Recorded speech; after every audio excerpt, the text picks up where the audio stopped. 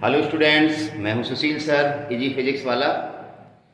आज moving charge and magnetism का next video lecture, जिसमें हम पढ़ेंगे motion of the charge particle in magnetic field. देखिए, हमने बहुत कुछ पढ़ लिया है इस चैप्टर में और आपको पीछे की सारी चीज़ें आनी चाहिए। मैं बार बार बोल रहा हूँ, आनी चाहिए मतलब आनी चाहिए, नहीं तो आगे का कुछ भी समझ नहीं आएगा। फॉर एग्जाम्पल, अगर हम आज के वीडियो लेक्चर की बात करें, motion of the charge particle in magnetic field, तो हमने पिछले वीडियो लेक्चर्स में पढ़ रखा है कि whenever a charge particle enter in the magnetic field B, then force acting on it is given by F is equal to q v cross B. ये चीज़ हम पढ़ चुके हैं, तो आपको वो फोर्स आना चाहिए। फोर्स की डायरेक्शन निकालने के लिए फ्लेमिंग लेफ्ट हैंड रूल था, फादर मदर चाइल्ड, या हम राइट हैंड पाम रूल से भी फोर्स निकाल सकते हैं। तो अगर फोर्स की डायरेक्शन निकालनी आपको नहीं आती है तो भी आपके लिए टॉपिक बेकार हो जाएगा। तो इसलिए मैं कहता हूँ सीक्वेंस में आप वीडियो लेक्चर देखते रहें, नहीं तो फिर कोई मतलब नहीं रह जाएगा कि आप आज का वीडियो लेक्चर देख रहे हो और पीछे वाला वीडियो लेक्चर अगर आपने नहीं देखा है तो फिर कोई मतलब नहीं है। समझ पा रहे हैं जो मैं कहना चाह रहा हूँ? तो आपको आज का वीडियो लेक्चर देखने से पहले पिछला वीडियो लेक्चर देख लेना, जिसमें हमने बताया था force acting on the moving charge. मैं थोड़ा सा रिकैप दे देता हूं। हमने बताया था force on moving charge F is equal to q B cross B. ये फार्मूला सबको पता होना चाहिए। इसको जब हम ओपन करते हैं तो आता है F बराबर q B B sine theta. अगर मैग्नीट्यूड की बात करें तो F बराबर आता है q B B sine theta. Vector लगाएंगे तो यहाँ एन कैप आता था। ये फार्मूला सबको पता होना चाहिए। फिर हमने डायरेक्शन के लिए बताया था Fleming left hand rule. Fleming left hand rule force की डायरेक्शन क्या बताया था? ये जो इंडेक्स फिंगर है, it is directed towards the magnetic field. Magnetic field आपको जनरली दो तरह से ही मिलता है, क्रॉस या डॉट, वर्टिकली इनवर्ड या वर्टिकली आउटवर्ड। हमारे पास ब्लैक बोर्ड है, ब्लैक बोर्ड के अंदर या ब्लैक बोर्ड के बाहरी तरफ आपके पास कॉपी होगी, या किसी और भी डायरेक्शन हो सकता है। तो ये जो इंडेक्स फिंगर है मैग्नेटिक फील्ड की डायरेक्शन होनी चाहिए, और middle finger along the direction of current कह दो या along the direction of motion of positive charge. भाई जिधर पॉजिटिव चार्ज जा रहा होता है उधर ही तो करंट जाती है। तो ये middle finger along the direction of current या along the direction of motion of the positive charge. Then thumb will give the direction of force acting on the moving charge. या इस फार्मूले से मैंने उस दिन बताया था, जब हमने क्या नाम लॉरेंज फोर्स बताया था, तो हमने फोर्स डायरेक्शन बताई थी। इनका क्रॉस प्रोडक्ट ले लें, जिस डायरेक्शन में आएगा उसी डायरेक्शन में फोर्स लगता है। या राइट हैंड पाम रूल से भी आप फोर्स निकाल सकते हो। जैसे राइट हैंड पाम रूल से मैग्नेटिक फील्ड निकालते थे, इस तरह से अंगूठा करंट की तरफ, उंगलियां उधर, जिधर मैग्नेटिक फील्ड निकालना है तो पाम की डायरेक्शन मैग्नेटिक फील्ड की डायरेक्शन हुआ करती थी। अब बड़ी अजीब सी बात है, कई बच्चा कहेगा कि राइट हैंड पाम रूल से फोर्स कैसे निकालेंगे? एग्जैक्टली राइट हैंड पाम से फोर्स भी निकाल सकते हैं। कैसे? सोचो सोचो। फिंगर्स तो वही है, ये अंगुलियां जो है ना, ये मैग्नेटिक फील्ड की तरफ कर दो, अंगूठा करंट की तरफ कर दो, हथेली फोर्स बताएगी। तो राइट हैंड पाम रूल से भी फोर्स निकाला जा सकता है। तो मतलब आपको फोर्स का फार्मूला और फोर्स की direction either Fleming left hand rule और right hand palm rule, fingers towards the direction of magnetic field, thumb towards the direction of current या along the direction of motion of the positive charge. तो फिर क्या होगा? हथेली आपकी क्या देगी? Direction of force. तो चलिए शुरू करते हैं आज का वीडियो लेक्चर। आप कॉपी पेन लेकर के बैठ जाइए। चैनल को सब्सक्राइब नहीं किया तो सब्सक्राइब कर लीजिए। आज का जो टॉपिक है motion of the charge particle. मैंने कहा ना, मोशन तभी पढ़ पाएंगे जब फोर्स पढ़ना आता है। तो motion of the charge particle in magnetic field. Okay, चलिए। Motion of charge particle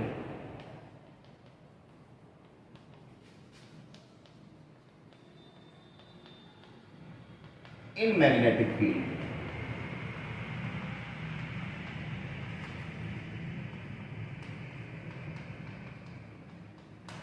motion of the charge particle in magnetic field. फिर वहीं से शुरू करते हैं, फोर्स से ही शुरू करना है हमें,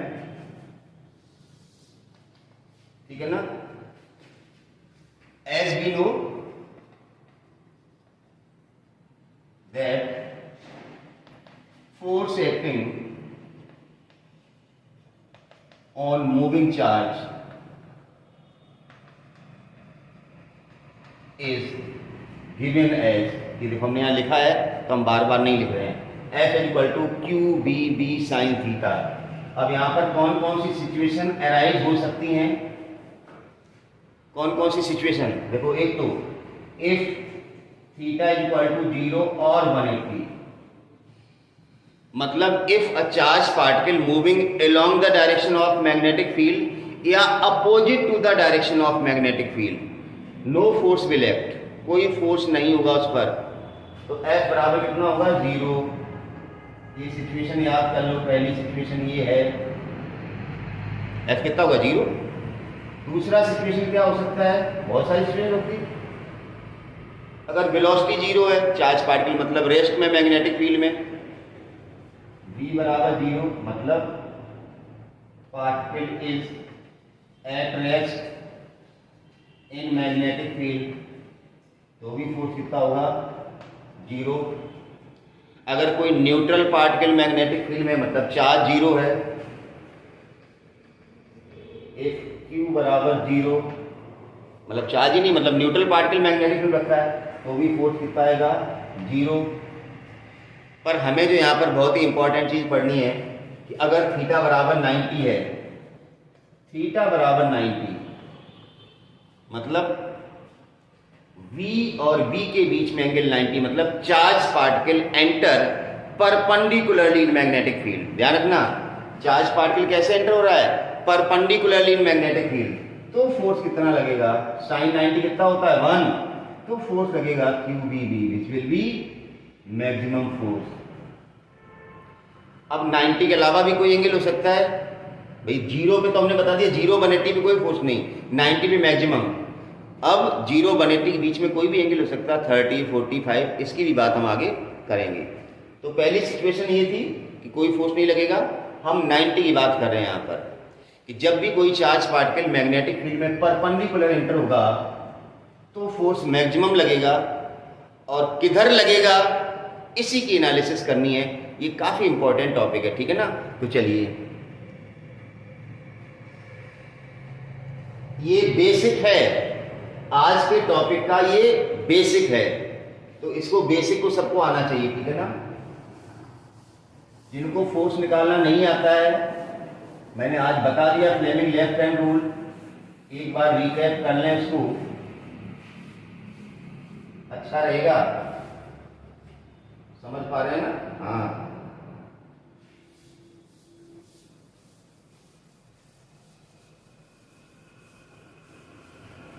तो हम केस कौन सा लेंगे, परपेंडिकुलर एंटर कराएंगे चार्ज पार्टिकल को, 0 और 180 पे कोई फोर्स नहीं लगता है। अब हम बात करें थीटा बराबर 90 पे, ठीक है ना। तो whenever a charge particle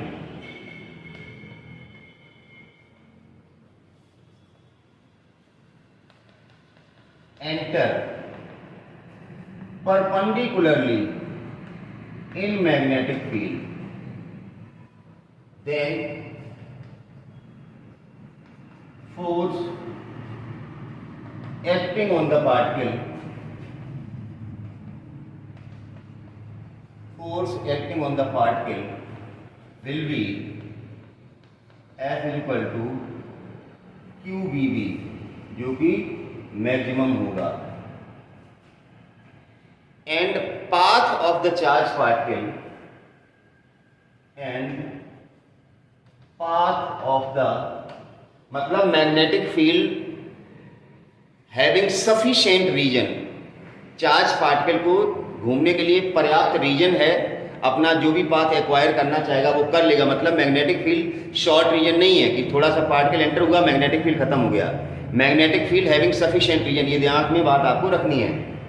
and path of the charge particle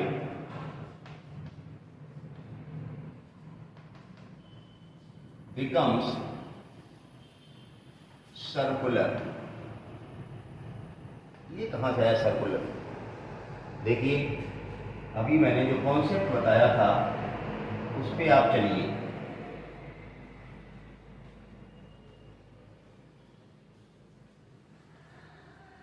ये मैग्नेटिक फील्ड है इनवर्ड, जैसे मान लो ये कोई चार्ज पार्टिकल है क्यू, ये इस v वेलोसिटी से एंटर हुआ इस मैग्नेटिक फील्ड में।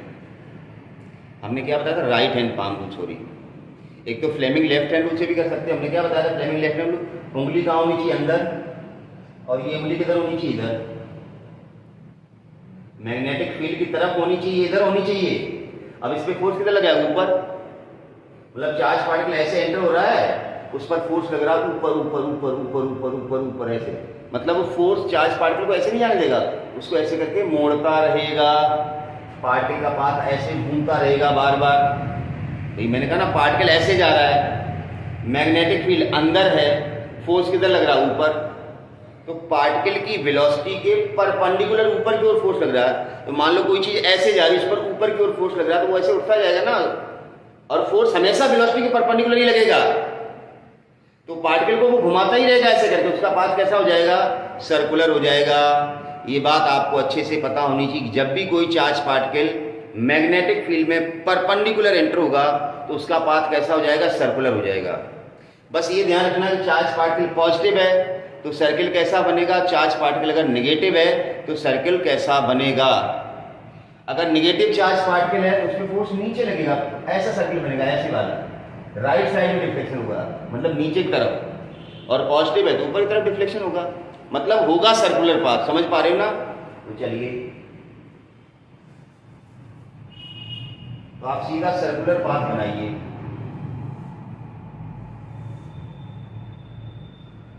वेलोसिटी के परपेंडिकुलर फोर्स लगेगा हमेशा, वेलोसिटी इधर है, फोर्स नीचे, चार्ज पार्टिकल माइनस है तो नीचे लगेगा फोर्स, प्लस है तो ऊपर लगेगा, ऊपर का मतलब ऊपर सर्कल ऐसे बन जाएगा। बात एक ही है, बनाना आपको क्या है, सर्कल। चलिए, ऐसे ही पार्टिकल मान लो यहाँ पर वेलोसिटी इधर होगी, फोर्स परपेंडिकुलर, ऐसे करके, समझ गए ना, वेलोसिटी के परपेंडिकुलर फोर्स लगेगा।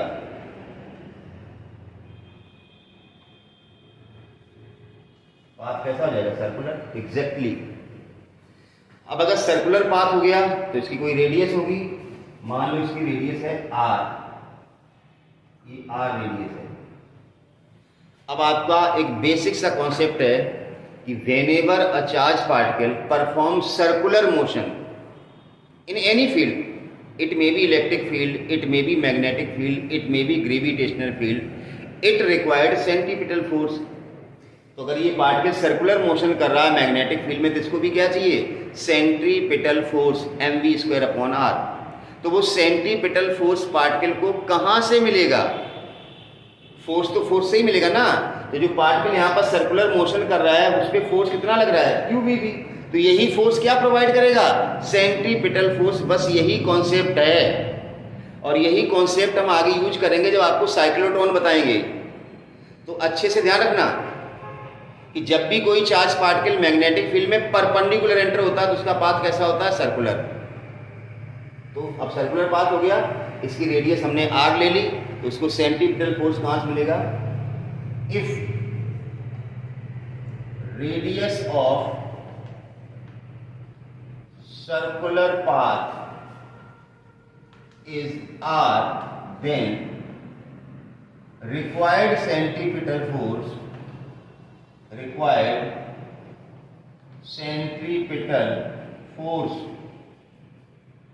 that is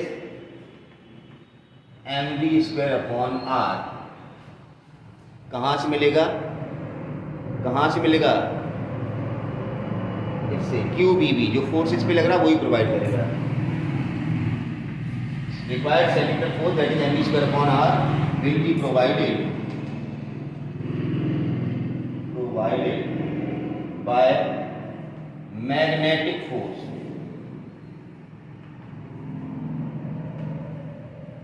QBB, magnetic force QBB, जो मैग्नेटिक फील्ड में फोर्स लग रहा था QBB यही प्रोवाइड करेगा सेंट्रीपिटल फोर्स mv²/r। तो आपकी इक्वेशन क्या बनेगी, आपकी इक्वेशन बनेगी that is QBB equal to, इस कॉन्सेप्ट के 90% क्वेश्चन, बल्कि आप 95% कह दें, इसी कॉन्सेप्ट से होंगे, इसी फार्मूले से होंगे। QBB equal to mv²/r, velocity से वेलोसिटी काट दें, रेडियस का फार्मूला आ गया आर बराबर क्या आ गया, आर बन जाएगा mv upon qb। Circular path की रेडियस का फार्मूला आ गया mv अपॉन qb। वेलोसिटी अगर निकालनी यहाँ से तो qb r अपॉन m हो जाएगा। वेलोसिटी अगर निकालनी है तो qb r अपॉन m हो जाएगा। ये भी आपको याद रखना है। टाइम ऑफ रिवॉल्यूशन, एक पूरे चक्कर में कितना टाइम लगेगा, टाइम ऑफ रिवॉल्यूशन, टाइम का फार्मूला क्या होता है, डिस्टेंस अपॉन वेलोसिटी। एक चक्कर में कितनी डिस्टेंस ट्रेवल करेगा पार्टिकल, 2 पाई आर। सर्कुलर की रेडियस, सर्कुलर पाथ की आ रहा है तो डिस्टेंस कितनी हुई, सरकमफ्रेंस अपॉन वेलोसिटी कितनी है v। अब आप चाहें कि इस v की वैल्यू आप यहां डाल दें तो t बराबर क्या मिलेगा, 2 पाई r अपॉन v की वैल्यू डालें mv upon qb, mv upon qb क्या कटेगा, बोलो भाई, काटो तो काटो। t बराबर 2 पाई r की वैल्यू mv अपॉन qb। अरे यार r की जगह डालना, कहाँ डाल रहे भाई, कहाँ देख रहे हो तुम लोग। t बराबर 2 pi upon m, 2 pi upon v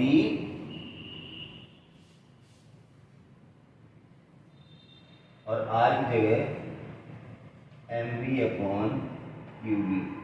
b से दी गया t बराबर 2 पाई m अपॉन qb। देखो आ रहा व्यू में कि नहीं आ रहा, आ रहा है। अब ये रिजल्ट इतना इंपॉर्टेंट, ध्यान दीजिए कि time taken by particle in completing circle is independent on radius as well as velocity. इसको नोट कर लीजिए कि टाइम जो पार्टिकल को लगेगा एक पूरा चक्कर करने में, इसमें ना तो रेडियस है ना वेलोसिटी। इसका मतलब अगर पार्टिकल की रेडियस ज़्यादा होगी तो उसकी वेलोसिटी भी ज़्यादा होगी, टाइम कांस्टेंट रहेगा।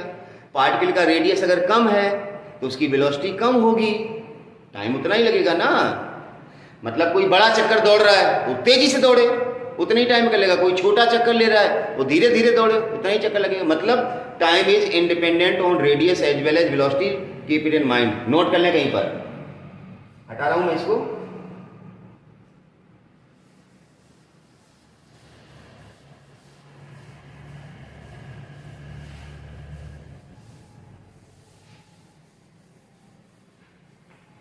क्या बोला मैंने यहां पर, time taken by the particle in completing semi circle is independent on, that is, लिख देता हूं मैं, time taken by particle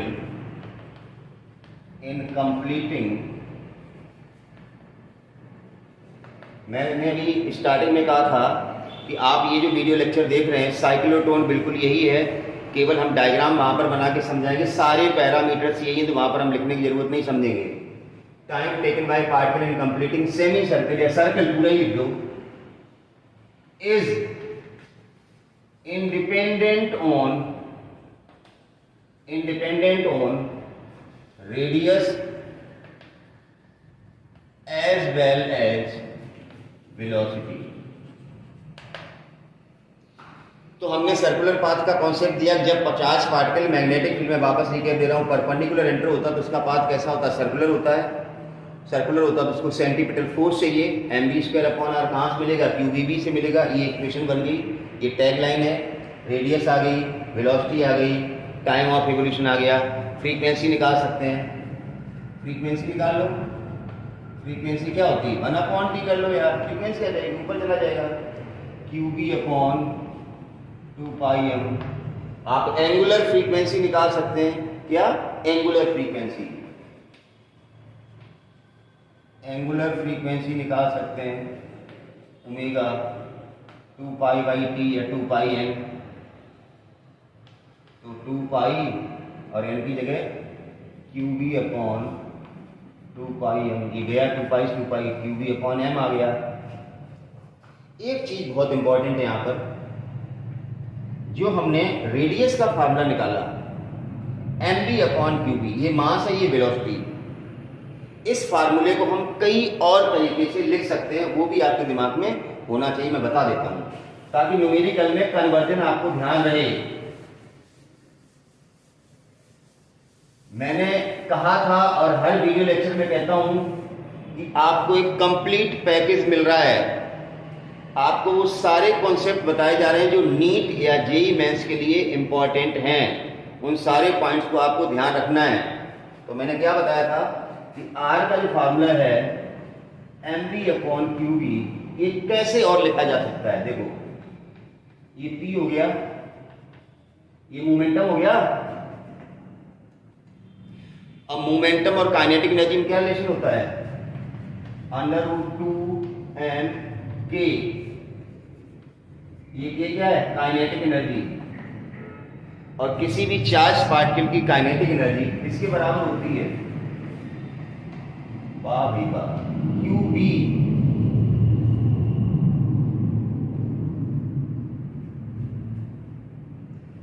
kinetic energy q into v, ये v क्या है, वोल्टेज, पोटेंशियल,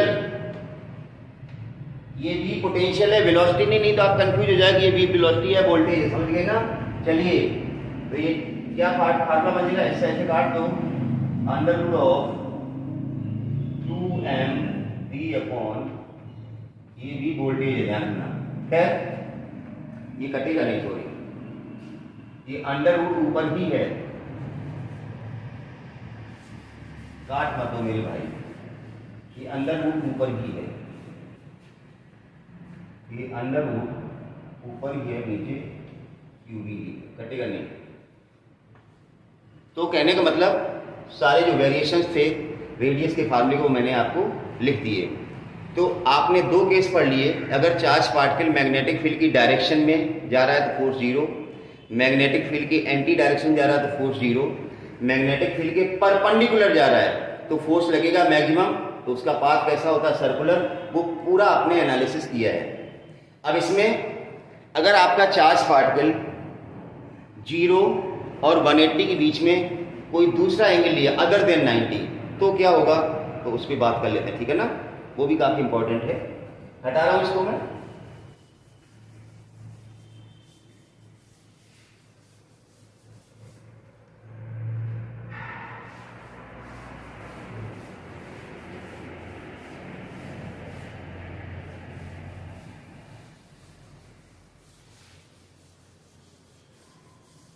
कुछ भी भूलना नहीं है आपको, अभी न्यूमेरिकल का सेक्शन आएगा, आपको ये सारी चीजें पता होनी चाहिए। अभी हम कुछ बेसिक्स क्वेश्चन करेंगे, सारी चीजें पढ़ लें पहले। चलिए अभी हमने बात करनी है कि अगर चार्ज पार्टिकल किसी थीटा एंगल से एंटर होता है, तीसरा केस कह सकते हो आप इसको। पहले केस तो 0 और 180 वाला था, मैंने यहाँ पर समझा दिया था। दूसरा केस था जिसमें चार्ज पार्टिकल परपेंडिकुलर एंटर हो रहा था, वो आपने पूरा एक्सप्लेनेशन देखा। तीसरा केस क्या बताने जा रहा हूँ, जब भी कोई चार्ज पार्टिकल मैग्नेटिक फील्ड में परपेंडिकुलर एंटर होता है, ठीक है ना। सॉरी, अब हम थीटा एंगल की बात करेंगे, परपेंडिकुलर बता दिया था। देन अ चार्ज पार्टिकल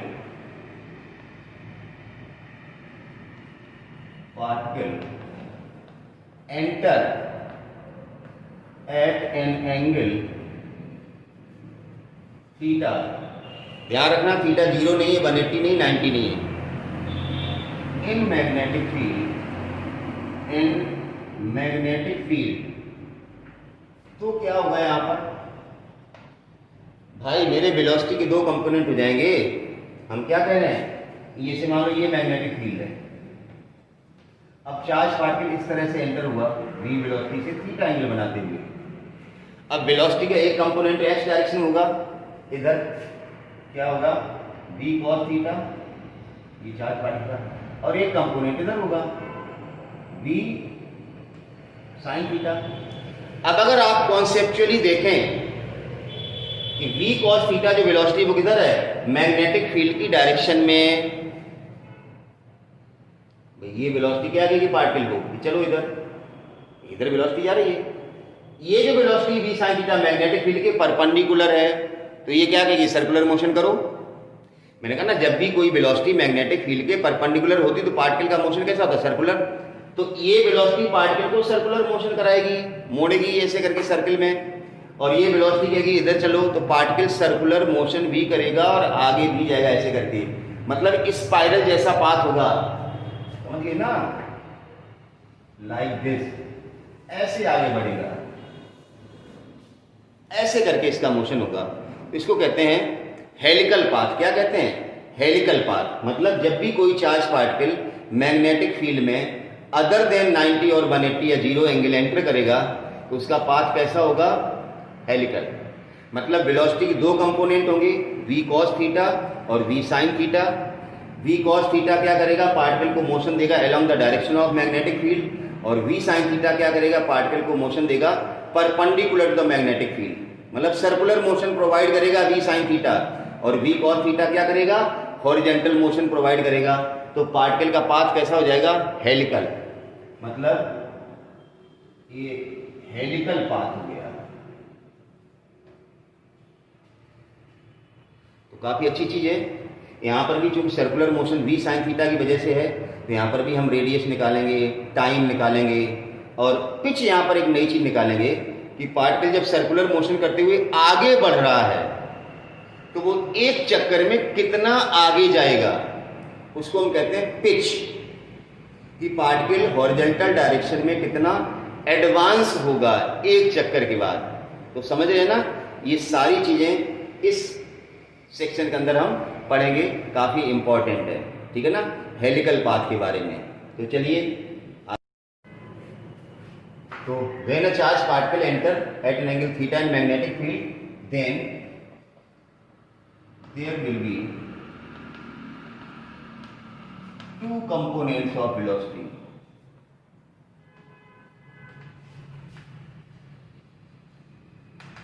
आपको दिख दिया, मैंने अभी समझा दिया था, v cos थीटा और v sin theta. v cos theta provide horizontal motion, whereas v sin theta provide circular motion. v sin theta provides circular motion, whereas v cos theta provides horizontal motion, horizontal motion। तो path कैसा हो जाएगा, and hence path of the charge particle will be helical, helical path हो जाएगा। And hence path of the charge particle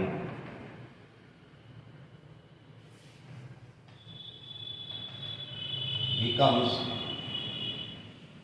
helical। Helical path होगा particle का, helix बनाएगा, helix, ठीक है ना। तो चलिए, इसमें हेलिक्स में क्या क्या हो सकता है।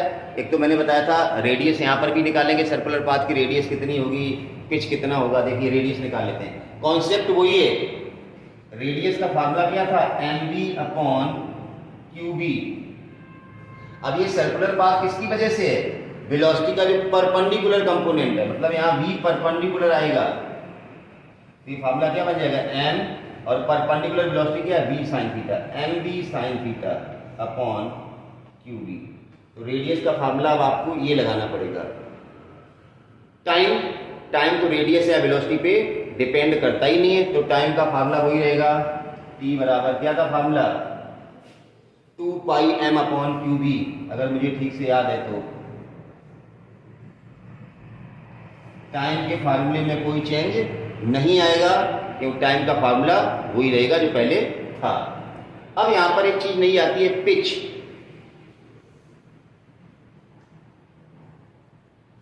पिच का मतलब है कि एक चक्कर में पार्टिकल आगे कितना जाएगा, कितना एडवांस होगा, उसको हम क्या कहते हैं, पिच। तो चलिए पिच की बात कर लेते हैं। पिच का मतलब हॉरिजॉन्टल डिस्टेंस। तो पिच का मतलब हॉरिजॉन्टल डिस्टेंस है, तो हॉरिजॉन्टल वेलोसिटी इनटू टाइम करेंगे। हॉरिजॉन्टल डिस्टेंस में क्या आएगा, हॉरिजॉन्टल वेलोसिटी। तो horizontal velocity, horizontal velocity into time, एक पूरे चक्कर में जो टाइम लगेगा वो टाइम। हॉरिजॉन्टल वेलोसिटी क्या है, v cos theta into t, और टी की वैल्यू ये रही। तो फार्मूला आ जाएगा x बराबर 2 पाई m अपॉन क्यू बी, ये तो टी की वैल्यू डाल दी, और ये v cos theta, v cos theta. तो ये मोशन है चार्ज पार्टिकल का मैग्नेटिक फील्ड में, अगर पार्टिकल थीटा एंगल से एंटर करता है तो इसको नोट कर लो। अब हम कुछ क्वेश्चंस की बात करेंगे।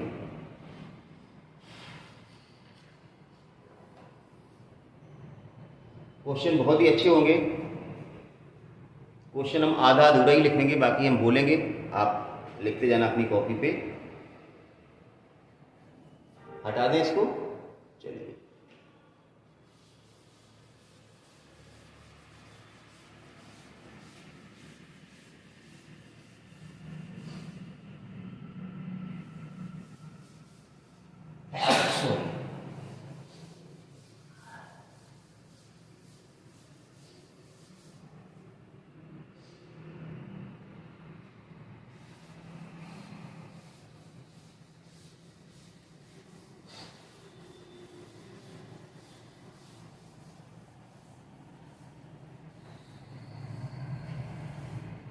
एक कॉन्सेप्ट और बता देता हूँ यार, काफ़ी अच्छा है, दिमाग में आ गया कि चार्ज पार्टिकल अगर क्रॉस इलेक्ट्रिक फील्ड और मैग्नेटिक फील्ड में एंटर होता है, एक कॉन्सेप्ट और, काफ़ी अच्छा कॉन्सेप्ट है ये भी। If a charge particle enter in crossed electric field and magnetic field, मतलब जहां इलेक्ट्रिक फील्ड और मैग्नेटिक फील्ड परपेंडिकुलर है, उस रीजन में अगर चार्ज पार्टिकल एंटर करता है तो उसका पाथ कैसा होगा। ध्यान रखना, काफी इंपॉर्टेंट चीज है, छोटा मोटा क्वेश्चन आ जाता है। एक रीजन बना दिया हमने, इसमें इलेक्ट्रिक फील्ड मान लो इस तरह से है, ठीक है ना, और मैग्नेटिक फील्ड क्रॉस है, दोनों फील्ड आ गए इस रीजन में। अब मान लो कोई इलेक्ट्रॉन है, देखिए इलेक्ट्रॉन या पॉजिटिव चार्ज में कंफ्यूज मत होना, ये इलेक्ट्रॉन इस तरह से एंटर होगा इसमें। अब बताओ ये किधर डिफ्लेक्ट होगा। इलेक्ट्रिक फील्ड और मैग्नेटिक फील्ड दोनों ही हैं, तो इलेक्ट्रॉन या कोई भी पॉजिटिव चार्ज पार्टिकल जैसे ही एंटर करेगा इस परपेंडिकुलर इलेक्ट्रिक फील्ड और मैग्नेटिक फील्ड, मतलब इलेक्ट्रिक फील्ड और मैग्नेटिक फील्ड दोनों कैसे हैं, परपेंडिकुलर हैं, तो इलेक्ट्रिक फोर्स भी लगेगा चार्ज पार्टिकल पे और मैग्नेटिक फोर्स भी लगेगा। हमने बताया था लॉरेंज फोर्स, F बराबर याद करो QE plus QV cross B। देखो मैंने कहा ना, वीडियो लेक्चर बिल्कुल सीक्वेंस में देखने, सीक्वेंस में देखोगे तो आपको सब कुछ अच्छा लगेगा, और सीक्वेंस में अगर वीडियो लेक्चर नहीं देख रहे तो आपको हर चीज नहीं लगेगी। देखिए काफी मेहनत से वीडियो बनता है, एडिटिंग करना पड़ता है, पता नहीं क्या क्या होता है, अपलोड होता है, 5-5, 6-6 घंटे लगते हैं, तब ये वीडियो आपके सामने आता है इस कोरोना सिचुएशन में, और उसके बाद भी अगर आप नहीं पढ़ रहे हैं तो आप बिल्कुल मूर्ख इंसान हैं। चलिए ज्यादा समझाने से कोई फायदा नहीं। इलेक्ट्रिक फील्ड नीचे है, इलेक्ट्रॉन इलेक्ट्रिक फील्ड का पहुंच जाएगा, मतलब जब इलेक्ट्रिक फील्ड के कारण डेविएशन होगा वो ऐसे कुछ होगा, ऐसे करके इधर की तरफ होगा deviation due to electric field, और मैग्नेटिक फील्ड के कारण डेविएशन होगा वो इधर होगा deviation due to magnetic field B। अब यहां साफ दिख रहा है कि अगर इलेक्ट्रॉन या किसी भी चार्ज पे लगने वाला electric force and magnetic force both become same या equal, then the charge particle passes undeflected through electric field as well as magnetic field. अगर दोनों फोर्स बराबर हो जाएं, if electric force and magnetic force acting on charged particle becomes equal, then particle passes undeviated through electric field and magnetic field।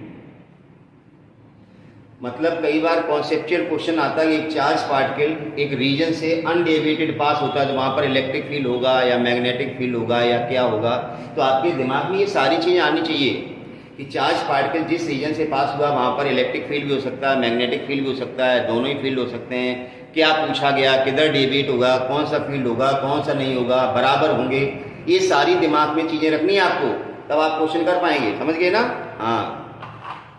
तो in this situation if a charged particle passes undeviated through electric field as well as magnetic field, इसका मतलब दोनों force बराबर होंगे।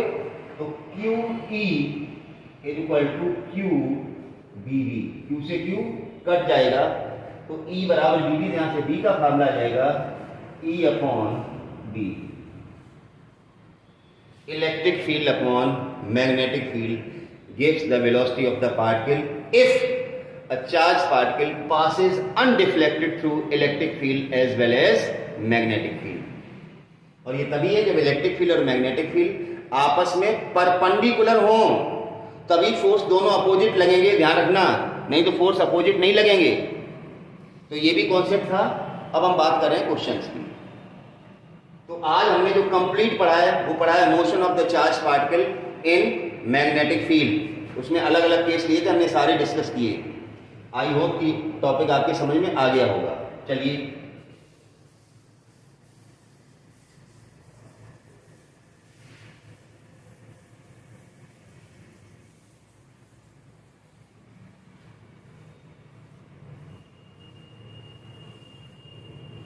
कुछ बढ़िया बढ़िया question देखते हैं। आपका दिमाग चलता है या नहीं चलता है? वैसे तो चलना चाहिए। अगर आपने थोड़ा बहुत भी लेक्चर सुना है तो दिमाग चलना चाहिए और चलेगा, और नहीं सुना है तो फिर नहीं चलेगा। ठीक है ना? चलिए क्वेश्चन है a proton and alpha particle. देखिए इलेक्ट्रोस्टैटिक्स से बता रहा हूं आपको। प्रोटॉन क्या होता है, न्यूट्रॉन क्या होता है, अल्फा पार्टिकल क्या होता है, इलेक्ट्रॉन क्या होता है, किसका चार्ज कितना होता है और किसका मास कितना होता है, ये चीजें आपको अच्छे से पता होनी चाहिए। मतलब जो फंडामेंटल पार्टिकल्स हैं उनके चार्ज मास सबको पता होने चाहिए। अगर अल्फा पार्टिकल के बारे में ही आपको नहीं पता तो फिर अल्फा पार्टिकल आगे आप क्वेश्चन क्या करेंगे? ठीक है ना? तो चलिए क्वेश्चन लिखता हूं।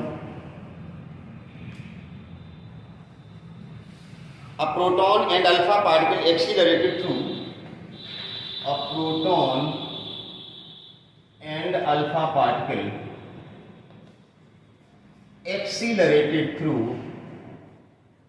Same potential difference, same potential difference. एक प्रोटॉन एक अल्फा पार्टिकल दोनों को सेम पोटेंशियल लगा के एक्सीलरेट किया गया है। ठीक है ना? And their velocity is perpendicular to the field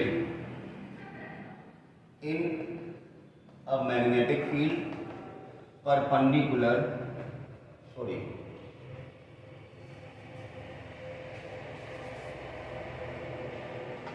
and velocities are perpendicular to magnetic field। Magnetic field के परपेंडिकुलर एंटर किया गया है। एक अल्फा पार्टिकल है और एक प्रोटॉन है, दोनों को सेम पोटेंशियल मतलब काइनेटिक एनर्जी दोनों की सेम है। Compare the radii of circular path followed by them. Compare the radii, दोनों की रेडियस को कंपेयर करना है। रेडियस का फार्मूला बताइए। अब जिन्होंने रेडियस का फार्मूला सिर्फ इतना पढ़ा है mv/qb, उनको तो जानते ही नहीं पड़ेगा। इसलिए हमने यहाँ पर वेरिएशन बताया था कि इस रेडियस के फार्मूले को पोटेंशियल में कन्वर्ट करो, कुछ सेम पोटेंशियल से एक्सीलरेट किया गया है। तो फार्मूला क्या था? mv की जगह आ गया था p/qb। p की जगह क्या था? √2m। काइनेटिक एनर्जी था, याद आया? बार बार अंडर नीचे तक आ जाता है। √2m qb।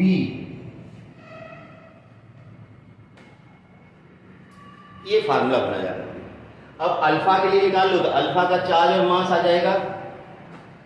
अब आप ऐसा कर सकते हैं, यहां से पोटेंशियल सेम है, मैग्नेटिक फील्ड सेम है और दो है कांस्टेंट, इनको तो आप देखो ही मत। इसका मतलब रेडियस किस पे डिपेंड कर रही है, r इज प्रोपोर्शनल टू, यहाँ अंडर रूट क्यू है तो यहाँ अंडर रूट क्यू लगा दो, 1/b, b भी कांस्टेंट है भाई, b भी कांस्टेंट है, तो जाएगा under root of b by q. मुझे तो ऐसा दिख रहा है भाई, एक m और आएगा, सॉरी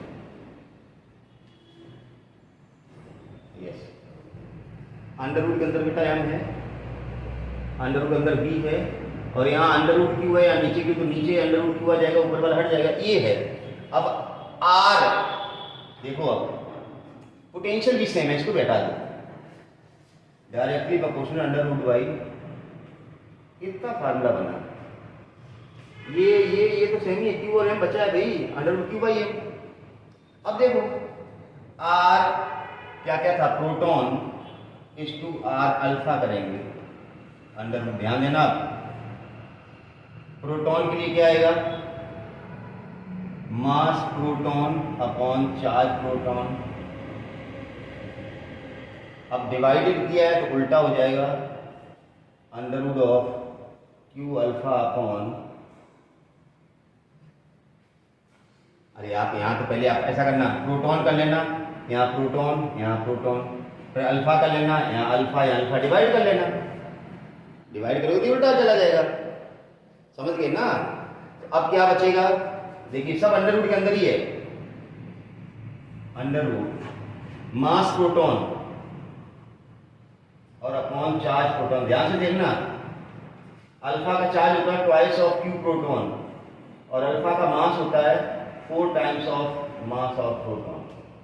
ये चीजें आपको नहीं पता तो आपको याद रखनी पड़ेगी। अल्फा पार्टिकल का चार्ज प्रोटॉन का डबल होता है, अल्फा पार्टिकल का मास प्रोटॉन का 4 गुना होता है। QP से QP गया, MP से MP गया, 2 2 जा 4, आंसर आएगा 1 अपॉन अंडर रूट 2। नोट कर लीजिए।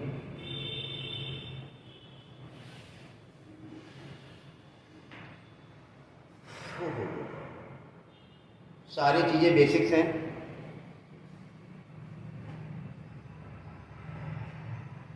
अब हम एक क्वेश्चन यही पढ़ते हैं और आपको आंसर बताना है, ठीक है ना। क्वेश्चन लिखेंगे।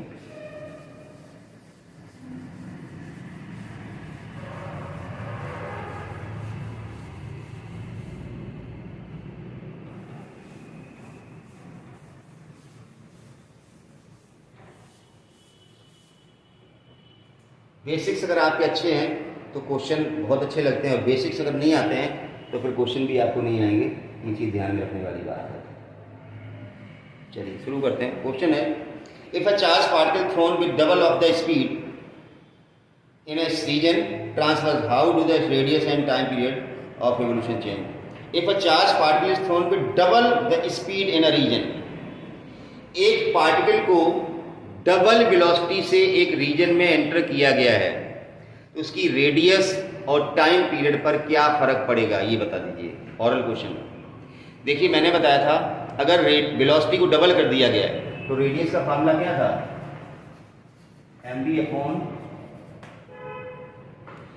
वेलोसिटी डबल करेंगे रेडियस भी डबल हो जाएगा, लेकिन जो टाइम निकालेंगे, जब वेलोसिटी v थी तब भी उतना ही टाइम लगेगा, और जब वेलोसिटी आपने 2v कर दी तो भी उतना ही टाइम लगेगा, क्योंकि वेलोसिटी जब डबल हो गई तो रेडियस भी डबल हो गई, टाइम तो उतना ही लगेगा, क्योंकि टाइम रेडियस या वेलोसिटी पे डिपेंड नहीं करता है। ध्यान रखना। क्वेश्चन क्या था, if a charge particle is throne with double velocity in magnetic field. अरे भाई डबल वेलोसिटी करोगे तो डबल रेडियस हो जाएगा, रेडियस तो डबल हो गया, लेकिन टाइम का फार्मूला होता है उसमें रेडियस या वेलोसिटी नहीं होती है। पहले वेलोसिटी v थी, रेडियस r थी, वेलोसिटी 2v कर दी, रेडियस भी 2r हो गई, लेकिन टाइम निकालेंगे कांस्टेंट, पहले जितना टाइम लगा था उतना ही टाइम अब लगेगा। तो ठीक है ना, बहुत ही बेसिक क्वेश्चन है। अच्छा चलिए एक क्वेश्चन और देता हूँ। आपने चूंकि motion of the charge particle magnetic field पढ़ लिया तो आप बता सकते हैं किसी मैग्नेटिक फील्ड में चार्ज पार्टिकल किधर जा रहा तो पॉजिटिव होगा, नेगेटिव होगा या चार्ज, तो इस टाइप का ही क्वेश्चन दे रहा हूं, आपको बताना है।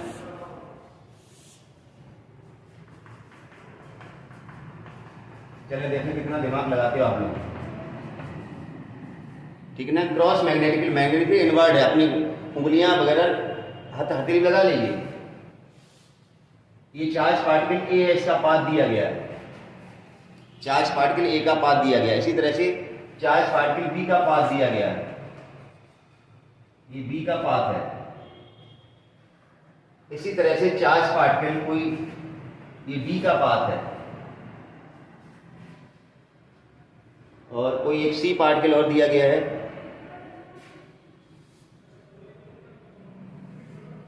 ये सी पार्टिकल है।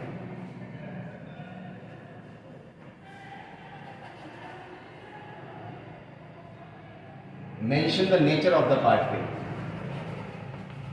Mention the nature of particle. Pause करिए, मुझे बताइए नेचर का मतलब कि कौन सा पार्टिकल पॉजिटिव है, कौन सा नेगेटिव है, कौन सा न्यूट्रल है, ऐसे बताना आपको।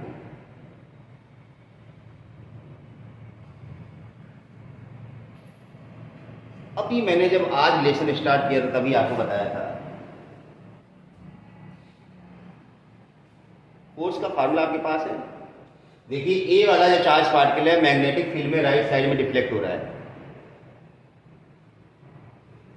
राइट हैंड पाम रूल लगा लो या फ्लेमिंग लेफ्ट हैंड रूल लगा लो। फोर्स राइट साइड में लग रहा है, मैग्नेटिक फील्ड इनवर्ड है, तो पार्टिकल कैसा होगा, पॉजिटिव चार्ज होगा या नेगेटिव चार्ज होगा। अभी हमने बताया था थोड़ी देर पहले इस तरह से चार्ज पार्टिकल है, मैग्नेटिक फील्ड है, इसमें अभी हमने चार्ज पार्टिकल को एंटर कराया था क्यू को। मैंने कहा था पॉजिटिव होगा तो ऐसे ऊपर जाएगा, ऐसे जाएगा, ऐसे करके, मतलब ऐसे करके, और नेगेटिव है तो मैंने कहा बता था ऐसे मुड़ेगा, नेगेटिव है तो ऐसे करके, अभी सर्कल बनाया था।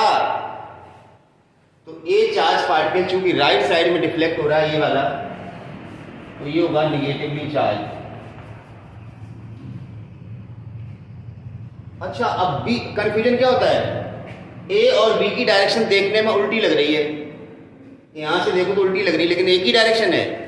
जिधर ए डिफ्लेक्ट हो रहा उधर ही बी डिफ्लेक्ट हो रहा। आप कोशिश करें देखने की, ए का हमने आगे वाला आर्क बनाया ऐसे करके, बी का हमने पीछे वाला आर्क बना दिया। इसको कंप्लीट देखें तो बात वही है। ये क्वेश्चन ही इसीलिए दिया गया है कि बच्चा ए में तो निगेटिवली चार्ज लिख देता और बी में क्या लिख देता, पॉजिटिव, क्यों, ए बी का उल्टा है। यहां कुछ नहीं है, यहां तो आप एक पार्टिकल का डायरेक्शन सेट कर ले, दूसरा तो अपने आप आ जाएगा ना। अगर ए का ये लिखा आपने तो बी का तुम्हें पता चलेगा उल्टा घूम रहा तो उल्टी डायरेक्शन होगी, मतलब उल्टा नेचर होगा।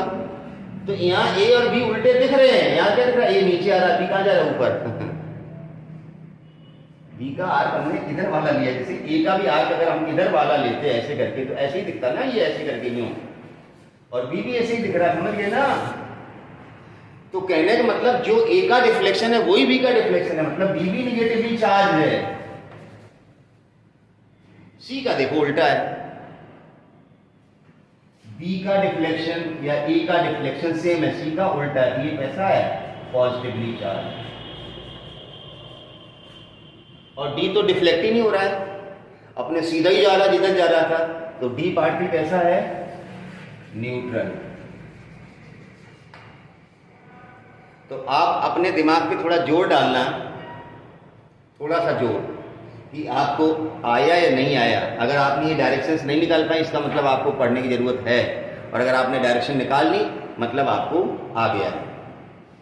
तो ये था video lecture motion of the charge particle in magnetic field. इसके क्वेश्चंस करने की कोशिश करना। मैंने सारे पैरामीटर्स बता दिए कि जब चार्ज पार्टिकल मैग्नेटिक फील्ड में परपेंडिकुलर एंटर होता है तो क्या क्या होता है, अदर देन 90 180 एंटर होता है तो पाथ हेलिकल होता है तो क्या क्या होता है। और क्वेश्चन तो अपने आप हो जाएंगे, अगर आपको सारे कॉन्सेप्ट पता है तो क्वेश्चन हो जाएंगे, और कॉन्सेप्ट नहीं पता है तो आप सारे वीडियो लेक्चर पीछे को उठा के पहले देखें, समझ गए ना। नेक्स्ट वीडियो लेक्चर होगा वो इसी का फॉर्म होगा। मैंने जैसे बार बार कहा था बीच में भी हम साइक्लोट्रॉन पढ़ेंगे, तो साइक्लोट्रॉन एक डिवाइस है जो इसी प्रिंसिपल पे काम करती है जो कुछ हमने आज पढ़ा है, मतलब सारा कुछ यही है। तो हम कोशिश ये करेंगे कि साइक्लोट्रॉन को बहुत कम टाइम में समेट करके क्वेश्चंस कर लेंगे। साइक्लोट्रॉन के क्वेश्चन करो या मूविंग चार्ज के क्वेश्चन करो, बात एक ही है, ठीक है ना। तो अच्छे से पढ़ाई करो, नोट्स बनाते रहो, साथ साथ वीडियो को ध्यान से देखें, पॉज करके रुकें जहां आपको समझना है, नोट करना है, और अपनी स्टडी को बेहतर और बेहतर बनाएं। जिन लोगों ने चैनल सब्सक्राइब नहीं किया है, चैनल सब्सक्राइब कर लें, बेल आइकन दबा दें ताकि नोटिफिकेशन आपको टाइमली मिलता रहे। Thank you for watching.